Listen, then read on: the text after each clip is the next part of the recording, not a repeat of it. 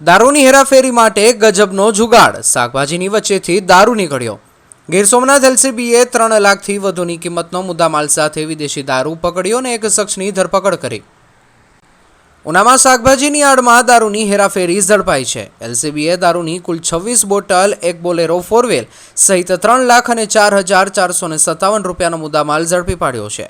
Gir Somnath local crime branch police head constable Pravinbhai Mori અને ટીમે ચોક્કસ બાતમીના આધારે ઉના પોલીસ સ્ટેશન વિસ્તારમાં આવેલ દેલવાડા દીવ રોડ પર શાહ એચડી હાઈસ્કૂલ પાસે Mahindra Bolero register number GJ32T7077 માંથી શાકભાજીના કેરેટમાંથી ભારતીય બનાવટની વિદેશી દારૂની રૂપિયા 4,057 કુલ 26 બોટલ ઝડપી પાડી હતી। આ સાથે બોલેરો ગાડી સાથે રૂપિયા 3,04,457 રૂપિયાનો મુદ્દામાલ સાથે ઉનાના અરવિંદ ઉર્ફે બકાલી લખમણ ચૌહાણ નામના વ્યક્તિને ઝડપી પાડી આગળની કાર્યવાહી હાથ ધરવામાં આવી છે।